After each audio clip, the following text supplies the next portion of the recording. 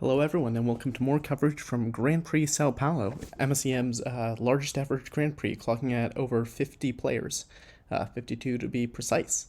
Um, I keep saying this over and over again, but it's just really amazing how much growth MSEM has seen in the past several months. Um, with that said, let's probably focus on the actual game we have here. So we have Dravos, Argentium, who is playing Temur ramp, and Elmikkino, who is playing a kind of all-in red-black aggro deck called Estonian Roulette. Dravos has mulliganed to 5, which, you might feel bad, but something to remember is this deck mulligans really, really well. So even this hand, even pitching back 2 cards, Dravos is going to be able to go Dork, 10th Grove, untap, land, and if a 10th Grove hit a ramp spell, that's Rock Roll on turn 3. Interesting, bottoming the Rock Roll and keeping double 10 to the Grove. I'm not sure if I would have done the same, but I'm not certain one way or the other. Elmikkino's hand has double Ombridu Goliath, which is both a blessing and a curse. This card is incredibly powerful, but you kind of have trouble casting in an early game. I think we'll probably see a turn 1 Suitor of the Sea. We'll probably see a turn 1 Suitor of the Sea into turn 2 Advocate of the Hunt, and just kind of try to kill Dravos before Dravos can get set up. I definitely think that pre-board this matchup favors Elmikkino a fair bit. I think it gets a lot harder afterwards because Dravos gets to board in board wipes. Drawing the basic land there is kind of a mixed bag. It's really good that now you can get a land out that doesn't require you to take damage to cast your spell. On the other hand, it does also kind of make you wish that you had pitched one of the other lands that you kept in your opening hand. I think Dravos was a little bit conservative with this keep, honestly. So I suspect we'll see an Advocate of the Hunt. We could also see a Profane Emissary. I don't think Martial Maestro is really an option right now. And Ombridu Goliaths just die on impact. So you don't want to do those. I think the ideal draw next turn is going to involve drawing another land. But even without that, this Advocate of the Hunt plus Suitor of the Sea is going to represent, 3 plus another 6, 7, 8. This board state's going to represent potentially upwards of 8 damage. So Dravos has to be a little bit careful here. You obviously can't block, and you obviously are kind of priced into tending to the Grove next turn, but you need to kind of hope to hit big because you're in a really sketch spot here. Drawing a Keen's Devoted isn't really what you want. You really want to draw a payoff, not more ramp spells. I think right here you have to tend, because tend plus hitting another ramp spell and then top decking some ramp payoff is how you're going to win this game. If the ramp spell in question is Sabne, you might also be able to play Keen's Devoted. I'd be pretty tempted to shock in the Mysterious Cataract to find a forest, because you're going to have to shock in the Mysterious Cataract at some point this game. You can't afford for it to be a tapped land. And if you take the damage now, you're not taking the damage off the Shifting Glade later. So Dravos agrees. Might not actually get a basic. Okay, yeah, does get a basic. This is more or less the exact line I would take. Epic Encounter, I think, is the only bad hit in this deck. That's deeply unfortunate, because that's not a ramp spell, and as mentioned, Dravos just really needs to hit ramp and payoff right now. This can grab an Oceany, which doesn't seem very good. It can grab a Cower, which is not good. Lose, yikes. None of the things Dravos can really grab here are great. We have a slight bit of out-of-order sequencing here. Technically speaking, Epic Encounter is meant to resolve before 10 to the Grove, but it's not relevant here, so shouldn't really matter. Just one of those things to be less sloppy about, especially because MSEM GPs are run at Comp REL, so we do try to keep things on the up and up here. So Elmikkino is going to get to do a really big swing next turn, and it doesn't really look like Dravos can do anything about it. Even top decking a roll, you only have 5 mana. Which means, I guess, Earthbreaker Behemoth is now your get out of jail free card. You want to find that. think Dravos is realizing the same thing that I pointed out, which is you don't really have good things to grab here. Lose is probably one of the better ones because Lose turning off Advocate of the Hunt will spare you a lot of pain. But you're still going to take a big hit next turn, and there's a chance there's going to be multiple Ombredu Goliaths coming down. Ombredu Goliath dies if you cast it when you have at least 4 cards in hand. 3 cards, it's a 1/1. So as long as the draw here is a land, Deadshot do it. So that's not what you want to see. Still worth casting both Martial Maestro and Dead Set Duo. You take another 2 more damage. It's whenever a player loses life. Yeah. So both your creatures are going to get bigger and bigger. So this is actually 9 damage, and then Advocate of the Hunt will first strike. So this will actually push 10 damage, plus the Suitor of the Sea trigger. So Dravos is functionally going to be untapping at 3 life and needs to answer this entire board. This is kind of when I said that this is a very, very fast game 1, and Dravos really needs to kind of hope to high roll out of it.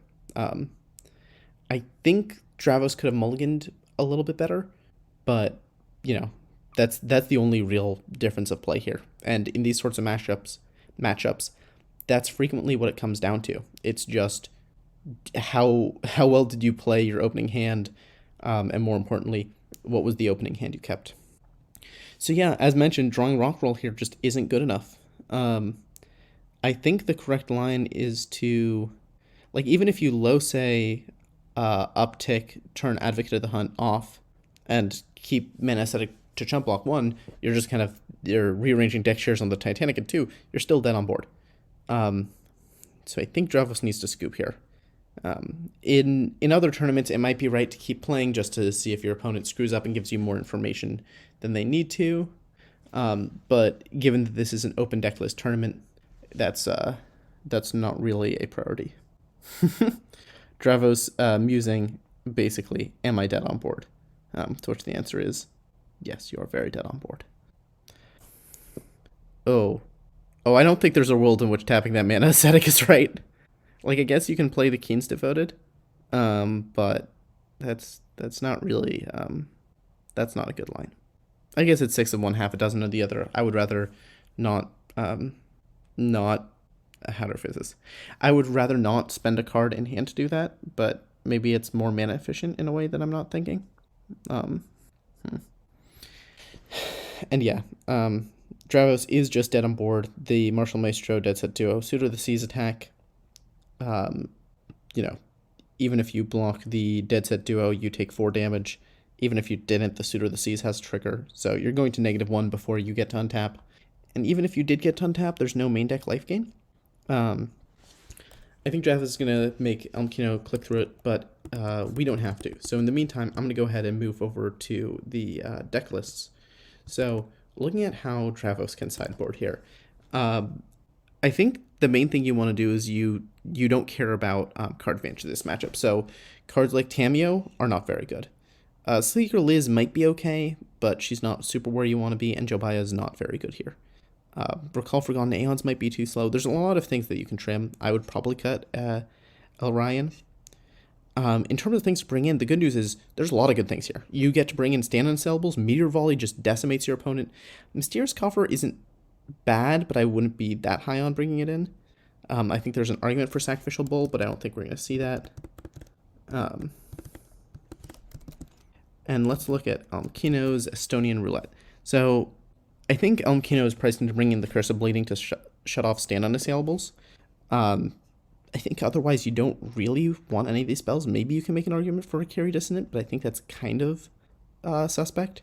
I think you probably board out the Profane Emissaries. They're not fast. The way you win this matchup is just going faster than Dravos can keep up. And the advantage of Profane Emissaries, it helps you pad your life total. It's a 2-mana 4/4. Like, there are a lot of cool things about it, but I think the Curses of Bleeding are just better. So at the very least, shave on the Profane Emissaries. It's possible that once you start cutting them, Mercury Dissonant becomes better, but I don't think that's really true. So yeah, I would expect to see fewer Profane Emissaries, and I would expect to see Curse of Bleeding out of Elmikkino. Dravos needs to bring in the stand-on syllables, the Meteor Volleys, and then after that, it's kind of dealer's choice. It would probably scale with how many cards you don't like in your main deck, which I'm not sure. Um, so both players are taking a little bit in sideboarding, but we'll pop back to cockatrice. I'm always a big advocate of figuring out what you're going to sideboard before you play games, but also I haven't been doing that recently, so perhaps people in glass houses should, shut up.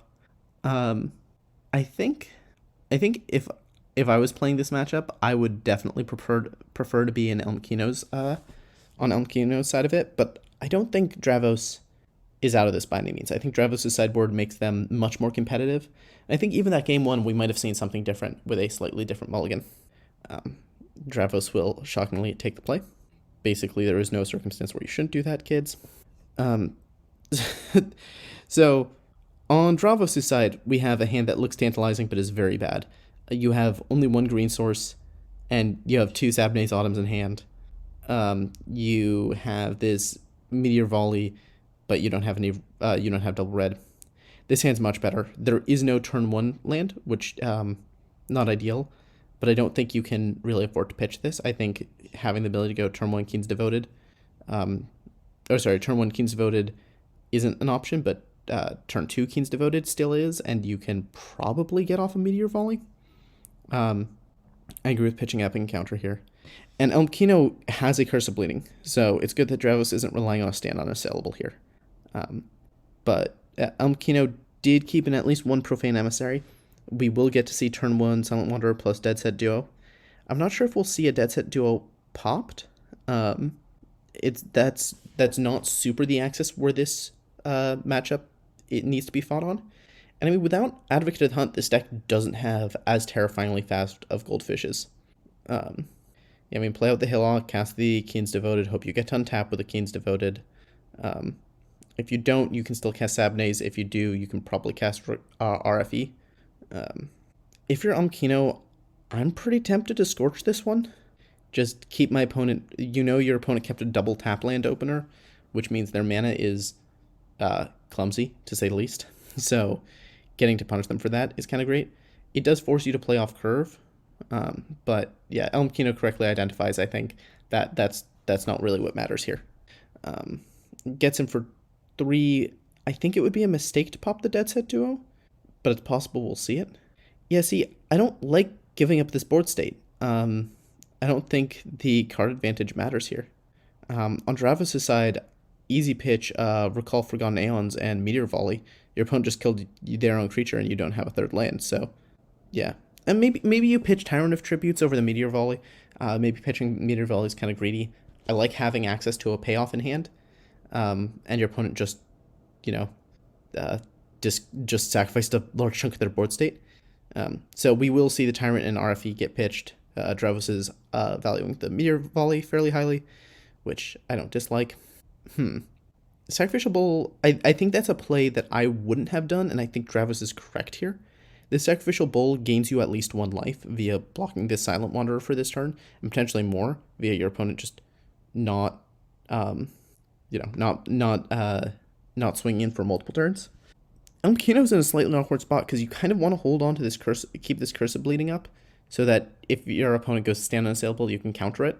But I think we're at the point where you should just play Profane Emissary, play Ombridu Goliath, and hope to untap with them. I mean, Ombridu Goliath will be getting -8/-8, but that still makes it a 5/5.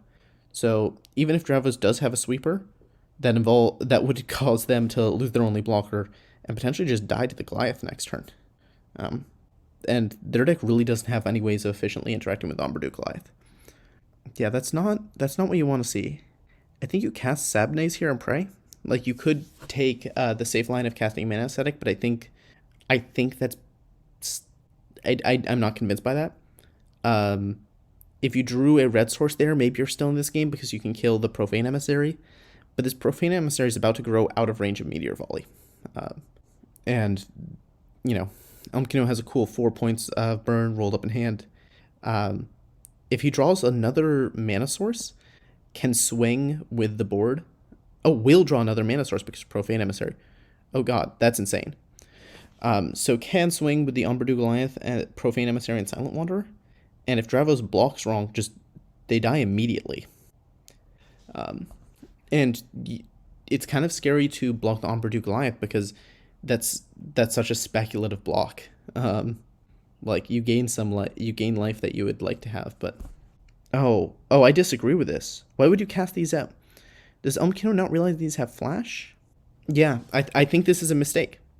I think you should hold on to these Curse of Bleedings so that you can cast them after your opponent has declared blocks or no blocks. It's possible Dravos is considering popping the bull. I think that would be a misplay given the board state.